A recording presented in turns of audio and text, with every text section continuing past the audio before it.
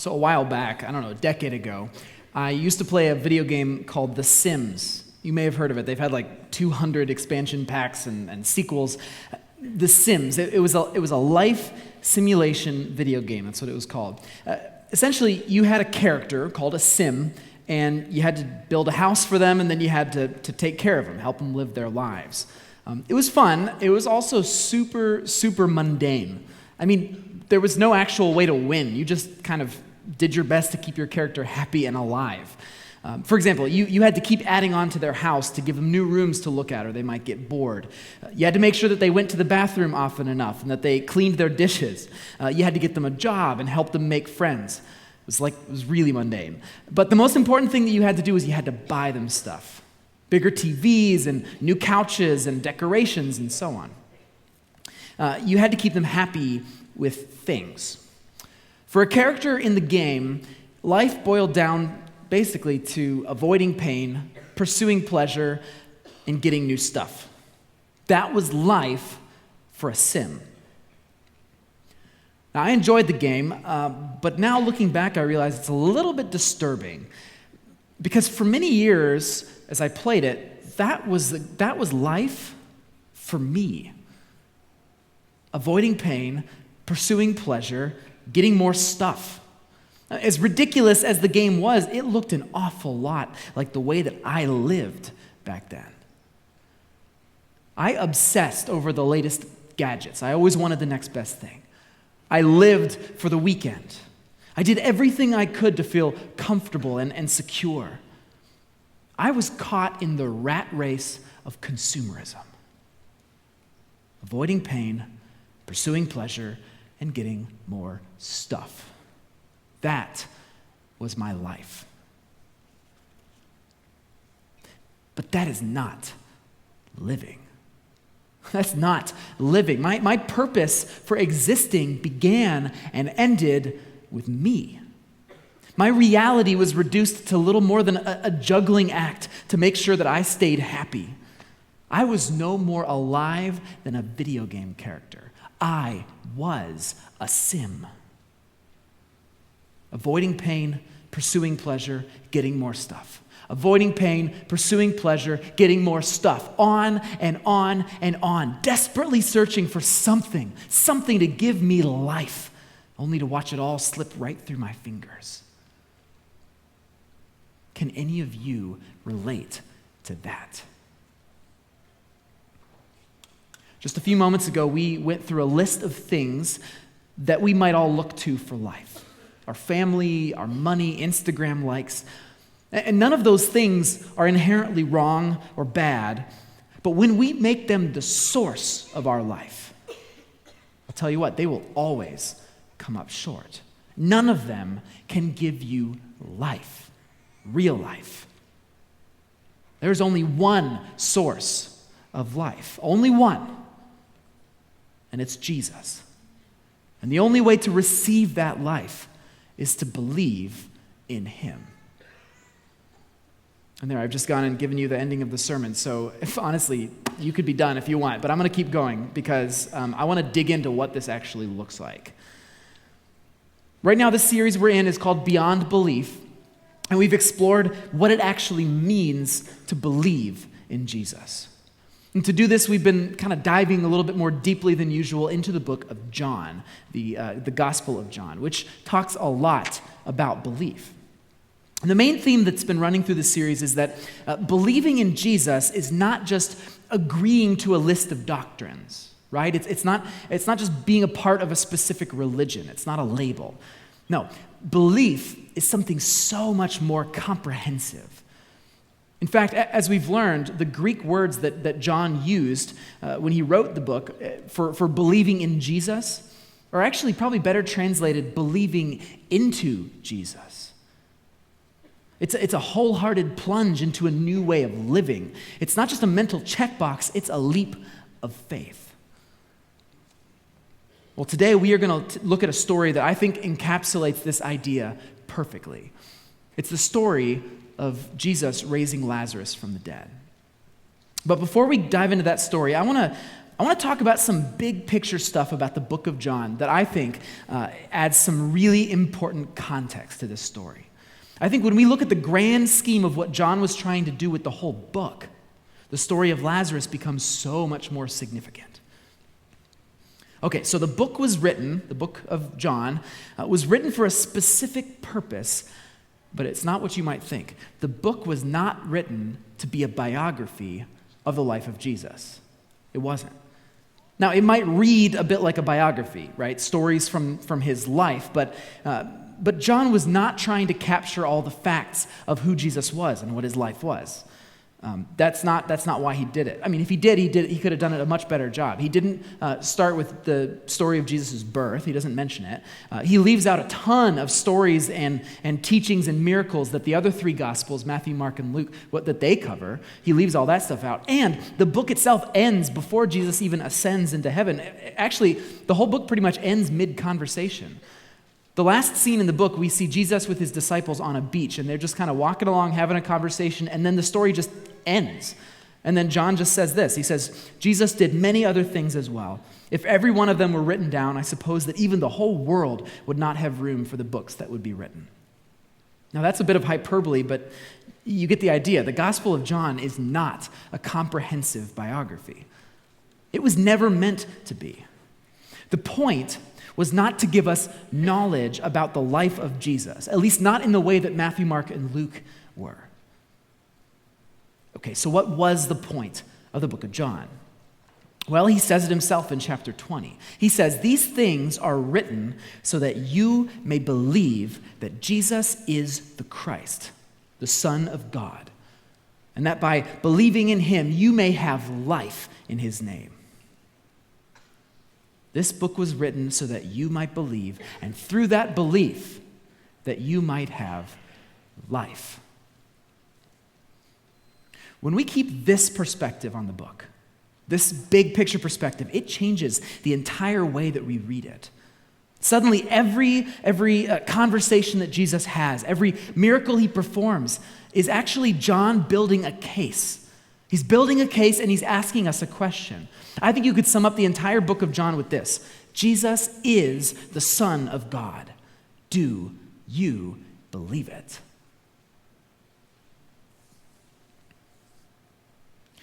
So with that perspective in mind, we can look at the story of Lazarus with fresh eyes. This isn't just some tall tale for us to contemplate. Oh, neat, he raised the guy from the dead. No, this story is an invitation to surrender our lives, our very selves to Jesus, to stop playing whack-a-mole with our impulses like a bunch of Sims and start really living. One thing that's pretty striking if you read the book of John is just how few miracles there are. If you look at Matthew, Mark, and Luke, they all have more than 20, but John only has 8 miracles. But those 8 miracles are carefully chosen, and their progression is actually really intentional. The book starts with Jesus pretty much doing a party trick. He turns water into wine. That's kind of neat, but then he goes on and he starts healing people. And then he feeds 5,000 people with a couple of loaves of bread. And then he walks on water. Then he gives sight to someone who was born blind. And then he resurrects someone who had been dead for 4 days. It's like a miracle crescendo. And this order is actually really significant because raising Lazarus from the dead is the last miracle that John tells us about that Jesus does before he's crucified. I kind of look at it as John's mic drop moment. Like it's been building to this. Jesus is the Son of God with power over the grave. And this is who died on that cross. This is who rose from the grave. So that's why John includes this story. That's what the significance of this story is. So why don't we dive in and actually take a look at it? So if you want to grab one of the house Bibles in the seat in front of you, it's going to be page 760. And if you want to follow along in the app, you can do that. I included some fun facts. I started doing that, little random extra background stuff that I didn't have time to talk about, some random personal stuff. You'll enjoy it. So if you're an app kind of person, go ahead and check us out there. So let's start reading. We're going to do the Gospel of John, chapter 11, verse 1, page 760. Now, a man named Lazarus was sick. He was from Bethany, the village of Mary and her sister Martha. This Mary, whose brother Lazarus now lay sick, was the same one who poured perfume on the Lord and wiped his feet with her hair. So the sisters sent word to Jesus, "Lord, the one that you love is sick." When he heard this, Jesus said, "This sickness will not end in death. No, it is for God's glory, so that God's Son may be glorified through it." Jesus loved Martha and her sister and Lazarus. Yet when he heard that Lazarus was sick, he stayed where he was 2 more days. So, a couple of things. First, man, I so wish that we knew more about these siblings, Mary, Martha, and Lazarus. I mean, I would just love to have some more background information because they show up a few different times in the Gospels. And it seems like they had some significant role to play. For example, there's the story in Luke where Mary and Martha are hosting Jesus in their home, and Martha is just running around. She's all upset because Mary is not helping her with the meal. She's just sitting on the ground and listening to Jesus. And so Martha comes and complains to Jesus, and he basically says, "No, Martha, Martha, look, you're missing what's most important. What's most important in all your worries is just to come and be with me." It's a quick little glimpse into their relationship, and I love it. There's also another story, the one that John alludes to here, where Mary interrupts a dinner to pour this really, really expensive bottle of perfume onto Jesus' feet and then to wipe it with her hair. It is this powerful and intimate moment of worship. We get the sense through these stories that this family absolutely loved Jesus and that he loved them right back. I don't think it's much of a stretch to say that these siblings were like family to Jesus. But then look at verse 5. Jesus loved Martha and her sister and Lazarus, yet when he heard that Lazarus was sick, he stayed where he was 2 more days. Now what's going on here? Why would Jesus stay where he was, a day's walk away, instead of just rushing straight to Bethany, their village, to heal Lazarus before he died? Well, there's a couple different reasons. There's 2 main reasons. First is a theological reason. Jesus says it himself in verse 4. All of what is about to happen is for God's glory, so that God's Son may be glorified through it. You see, Jesus knew what was coming. He knew that raising Lazarus from the dead would be a huge make or break moment for his followers. It would be a massive and irrefutable declaration of his identity as the Messiah, the Son of God.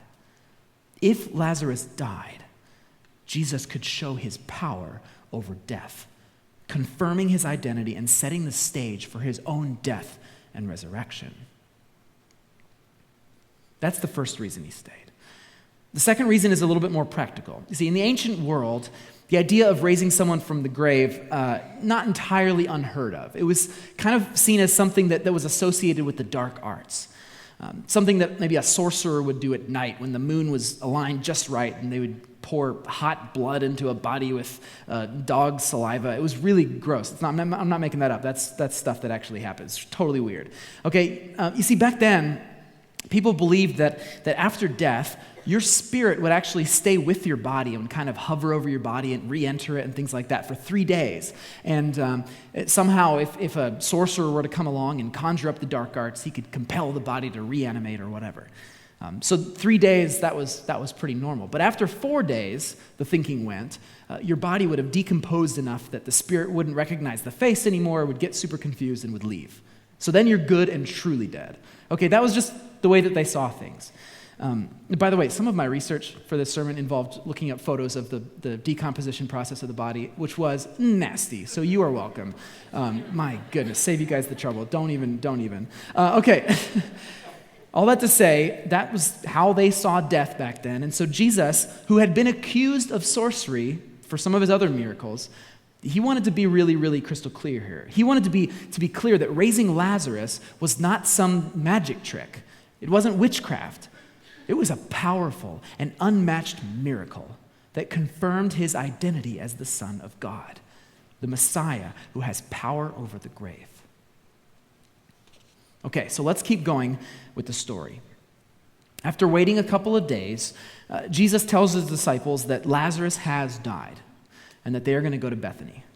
Now, they argue a bit with him about returning because at that time, Bethany was close to Jerusalem, and at that time, it was not a safe place for Jesus or his disciples to be.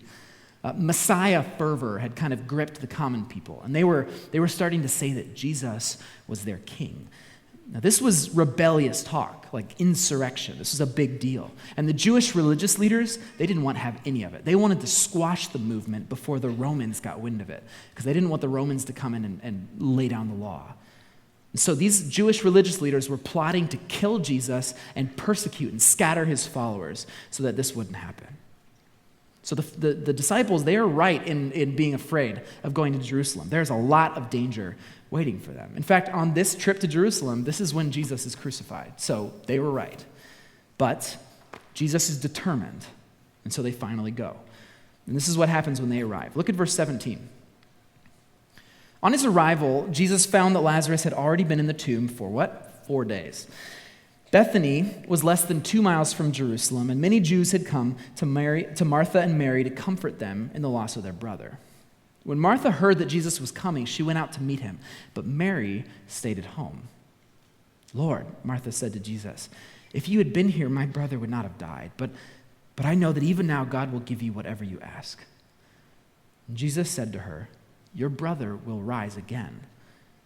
Martha answered, I know he will rise again in the resurrection at the last day. And Jesus said to her, "I am the resurrection and the life. He who believes in me will live, even though he dies. And whoever lives and believes in me will never die. Do you believe this?" "Yes, Lord," she told him. "I believe you are the Christ, the Son of God, who was to come into this world." Now, this is a hugely significant moment in the book of John. Remember, this whole book was written, as John says, so that you might believe. Everything John writes is designed to make the case that Jesus is the Son of God. And it's designed to put the question in front of you, do you believe it? So in this moment, Jesus throws down the gauntlet and he gets clear about who he is. He says, "I am the resurrection and the life." The whole book is building to this point. You can see references to life everywhere. Early on, John says, "In him, in Jesus, was life, and that life was the light of men."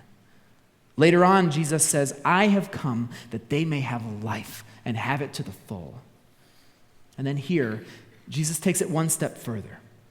Not only does he have life, not only does he bring life, but Jesus is life. Jesus is life. Okay, so what does that mean? What does that mean for Jesus to be life? Well, when we surrender our lives to Jesus, he becomes our reason for living. He becomes the source of a full and rich and joyful life on this earth. He becomes our sustainer, our healer, our comforter. Life in Jesus brings meaning to this existence, and he becomes the bridge to an eternal life in the next one. Right now, as we speak, God is working to restore and redeem this broken creation. One day, he will inaugurate a new heaven and a new earth where his children can dwell, a place where they will have life to the full, peace, laughter, love, harmony, life the way it was meant to be. When we surrender our lives to Jesus, when we believe into him, we gain access to that life now. The fruits of the Spirit, love, joy, peace, patience, kindness, those fruits are like present echoes of our future selves. With Jesus, death becomes little more than a bump in the road as we live out the eternal life that he has made possible. So all of this, our purpose for life, our source of life, our hope for life, all of it is wrapped up in the person of Jesus, the Son of God, because Jesus is life.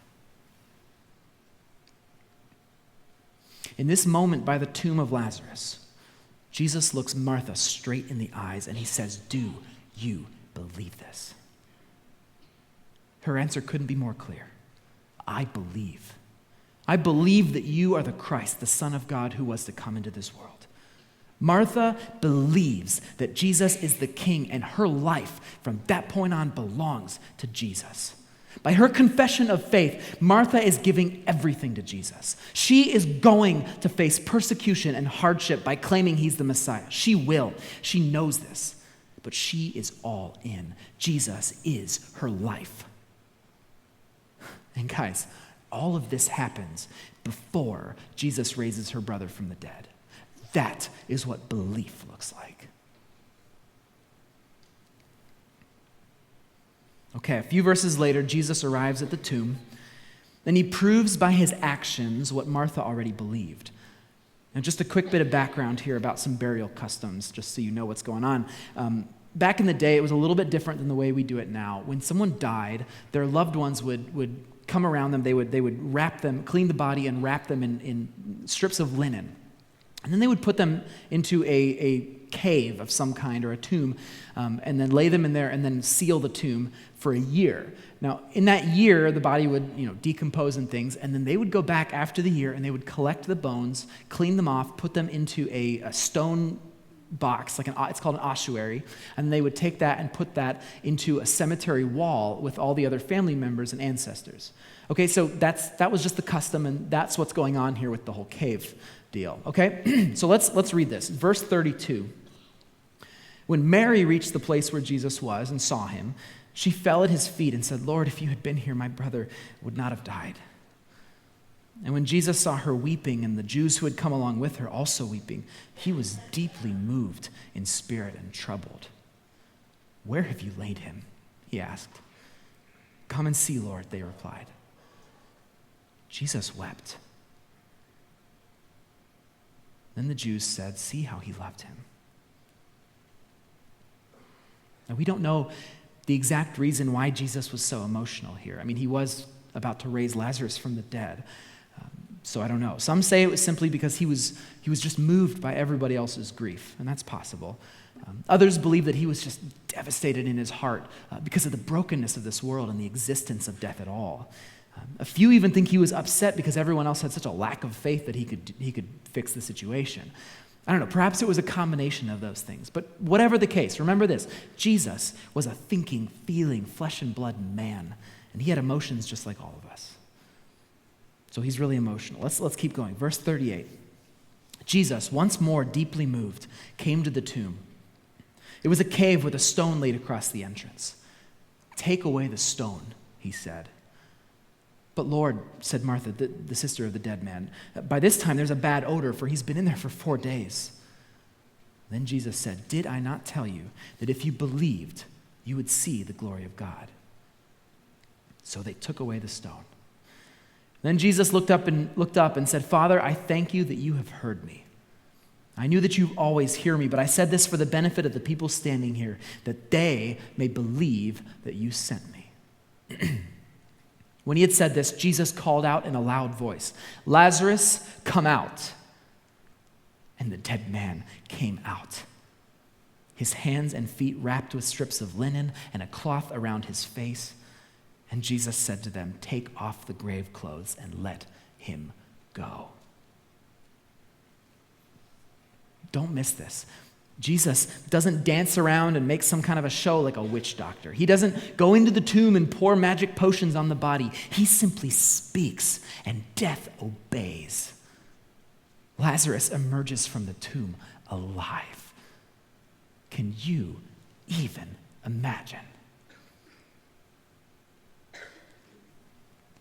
Now, unfortunately, that's pretty much the end of the story. I mean, we get a few glimpses at Lazarus later on, but we don't know what happened in that moment. We don't know if he came out looking like a zombie or if he was totally healed. We don't know. We don't know if he had some sort of wicked death hangover. We don't even know if he went back to work on Monday or if he just staggered around for a while like a zombie. We don't know. Okay, we don't know, because John was not concerned with those kind of details. He wasn't. He was not writing this book as a novel. He was making his case, and he had already said what he needed to say to make his case. Jesus is the Son of God. He is the resurrection with power over death itself. He is the Messiah, the anointed king over all creation, worthy of our complete surrender. Jesus is life. So why does this story matter?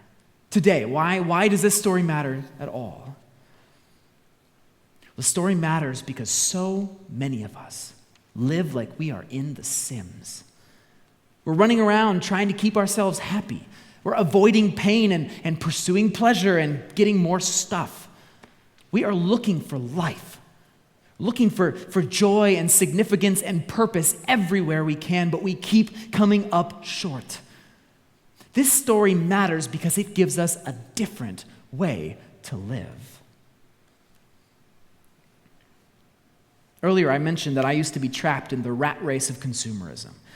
I looked for life in one external thing after another, and none of it satisfied. I always needed more. Back then, Jesus was, for me, just, some kind of abstract attribute about my life. Like, I like pizza, I'm an American, I play video games, I'm a Christian. I read my Bible sometimes, and I prayed a bit, and went to church, but if you were to take Jesus out of my day-to-day life, I don't think very much would have changed. I believed in Jesus, but I did not believe into him. I mentally acknowledged who Jesus was, but I had not surrendered my life to him.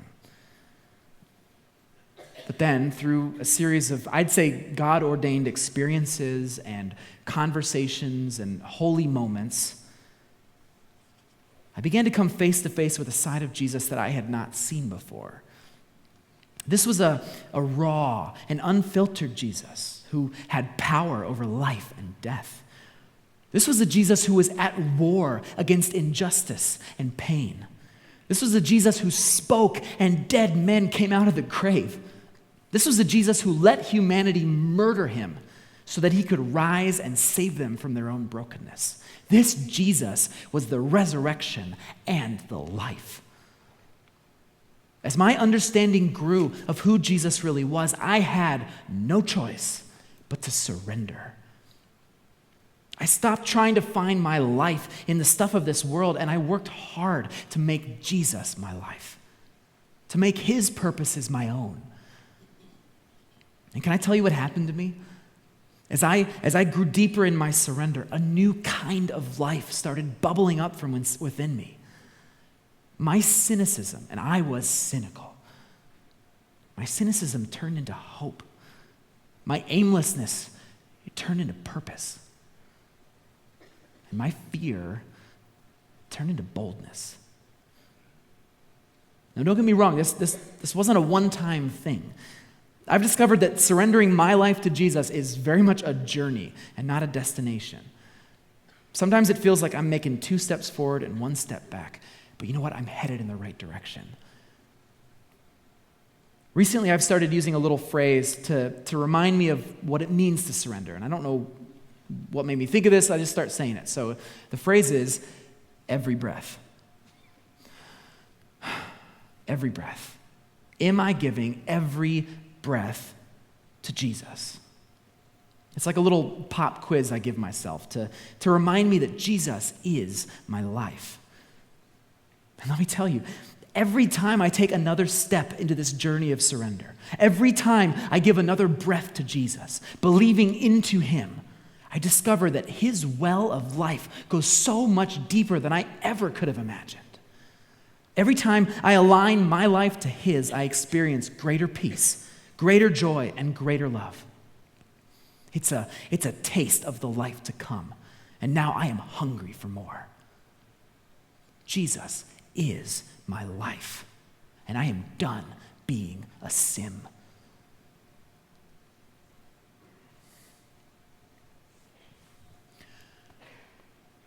So here's the big question for today. What about you? What about you? Who is Jesus to you? Is he a fairy tale? Is he some holy man? Is he just some historical figure? Or is he the resurrected Son of God, worthy of your complete surrender? Is Jesus your life? Or is he a Facebook status? Is he a checkbox on a census form? Is he a bumper sticker? If you were to remove Jesus from your day-to-day life right now, would anything substantial actually change? Look, I'm not trying to be heavy-handed here. Following Jesus is not for the faint of heart. It's hard. It's costly. Sometimes it hurts. But friends, believing into Jesus, giving him everything we have is the only way to find true life. Joy that lasts. Purpose that actually matters. Peace that endures. Jesus spoke and Lazarus walked out of the grave. Where else are we going to find that kind of power? Jesus is life, and he deserves our every breath.